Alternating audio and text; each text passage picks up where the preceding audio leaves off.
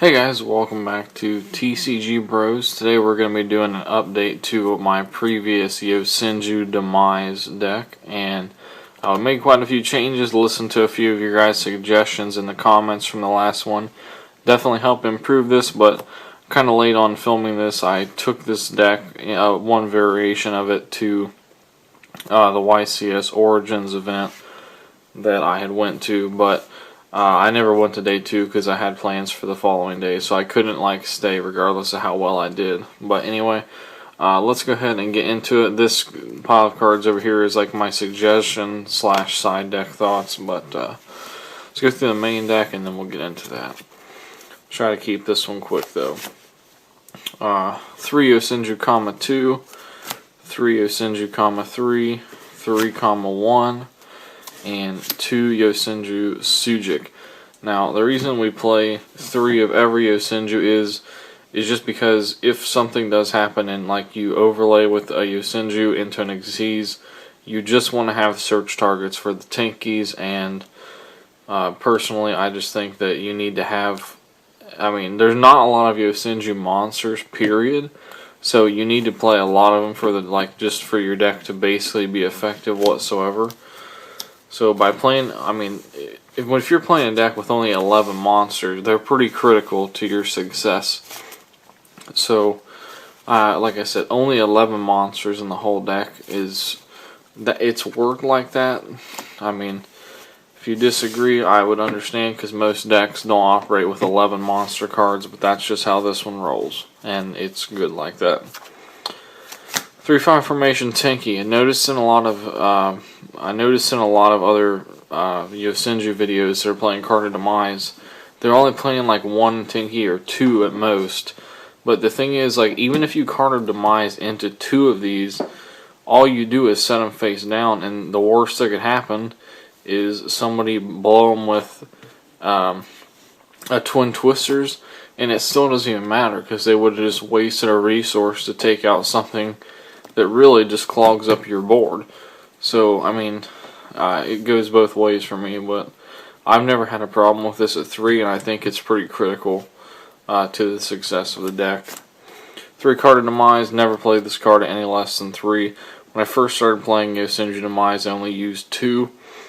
You gotta run it at 3. That card, the MVP all day. 3 Pot of Duality. 99% of the time this will work for you, because it's not until later on in the game when you're going to make some big moves to win that you need to Xyz summon, so kind of just works out all the time for you. 2 Twin Twisters, because back row is a thing. If you get into matches where you're seeing a lot of other traps and stuff, you can definitely change that around, but it just kind of depends on the format, and right now it's pretty good. 1 Regeki, 1 Dark Hole, and 1 Dimensional Fissure. That combo has always been pretty solid for me. I probably wouldn't change the amount of Dark Holes or anything that are in here. So, like I said, that lineup right there of spells has worked pretty solid for me since I started playing this. And besides the tanky thing, it's kind of preferential, but I've always preferred tanky at 3, and it's served me well at 3. And I've taken down a lot of big decks at events with that ratio right there. So, just to name a few, I've taken down Pepe, I've taken down Cosmo, taken down Klee.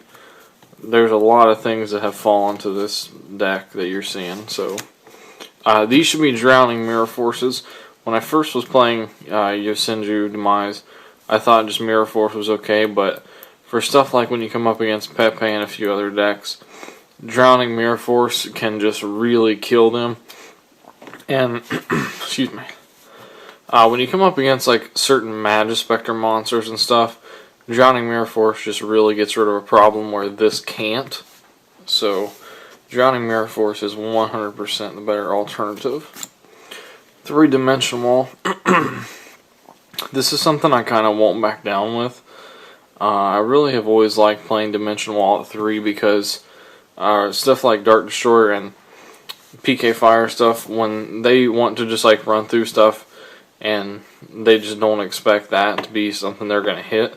And sometimes it hits at a critical point in the game, but if you don't like Dimension Wall, you can always substitute them out for like Soul Transitions or something like that. Or like Macrocosmos, anything like that. So,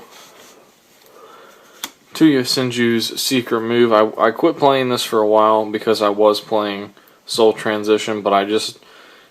the thing with Yosenju is a lot of people don't negate your first summon, and that's where they always fail to understand how you're going to outmaneuver them. So, like, if you normal summon one Yosenju and they don't warning or strike it, and you go to summon another one and they try something else, you can just flip that and they can't do anything about it. So,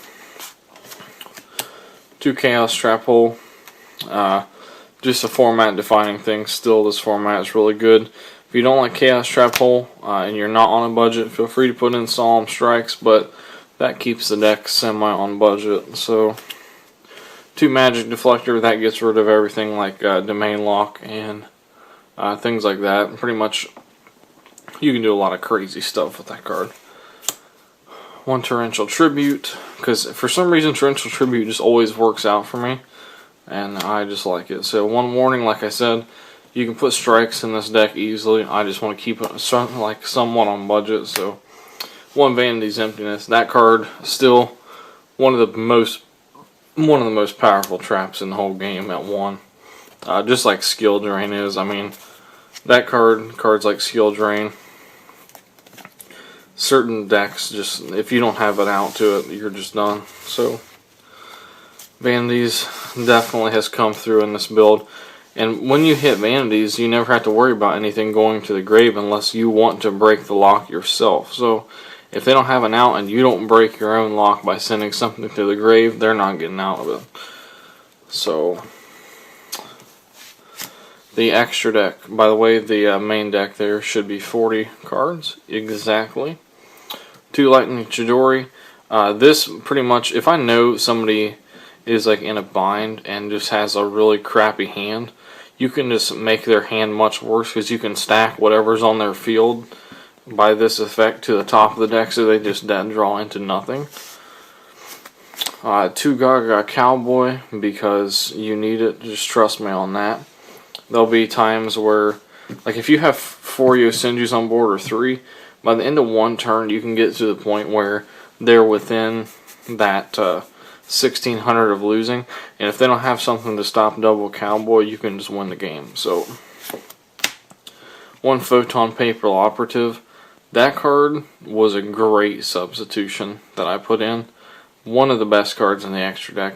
Just, if you come across something that's annoying in defense, that's problematic, that is the MVP.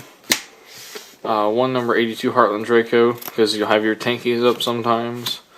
1 Dark Rebellion Xyz. 1 number 103 Ragna Zero. 1 Castel. 1 Digesto Emerald. You don't have to play Emerald, but when a few of your Yosenjus get in the grave, it doesn't hurt anything to recycle them if you need to. So that's just for like the grind outs. 1 Gaga Samurai, because sometimes that just works out and sometimes it's the attack that you need. 1 Steel Swarm, that rarely ever comes up. I would substitute it for something else if you could think of something. 1 Abyss Dweller. 1 number 39 Utopia, and our 1 missing card is Utopia the Lightning.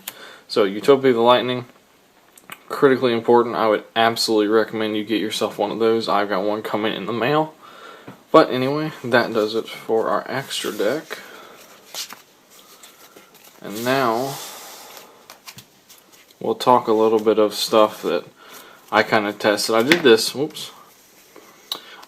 the last time I filmed Yosenju. Like, kind of gave my suggestion stack of cards just for the deck. So, Soul Transition. The problem with Soul Transition in this deck, as opposed to like Klee or something, is you have 11 monsters in the main deck. So if you go around tributing them and you end up in a grind out, you're going to absolutely have to get into Emerald. And Emerald can cost you the game if it comes out at a problematic time. So I've used this. Sometimes it works, sometimes it doesn't, but it's not consistent enough, in my opinion, to main all the time. 3 Prohibition, one of the best budget side deck cards of all time. This actually worked for me in a few matches that were really tight, because there was one I came up against Dark Law, and this deck against Dark Law is horrible because you're adding cards to hand a lot, stuff like that, and Dark Law just ruins your life. So having like a Prohibition lock, and what actually happened that game is I drew 2 Prohibitions, so I called Twin Twister and then I called Dark Law, and he didn't get into it until it was too late. So 3 Trap Eater. I've been a fan of this card for a while. It's just mainly against cards that have continuous back row that really cripple you, but it doesn't come out all that often, but it's still a good idea. Max C. Your main problem that you'll encounter with Max C is you'll always card a Demise into it, which is pretty much what happens to me, and that's why I don't main it anymore. So 2 Max C, that pretty much is a basic thing, but like I said, if you're playing a card of Demise build, Max C really works against you. Upstart, that's kind of a given. If you want to shorten up your deck, use Upstart. And Yosenju L. This card works okay. Not one of my favorites, but with the secret move combo, that's definitely something to consider. But anyway, that does it for our update to the Yosenju build, and I'll see you guys later with some more videos. Hey guys, welcome back to TCG Bros. Today we're going to be opening up 2 Shining Victories special editions. Kind of at this point just waiting for that Dark Side of Dimensions movie pack to come out to give our Blue Eyes its final strength kick, but let's go ahead and get into this. I've opened up 2 booster boxes of Shining Victories, and I really like this set. I enjoyed opening up those boxes. It was like the first booster boxes I opened up in a good while, so gotta have that security device. Anyway,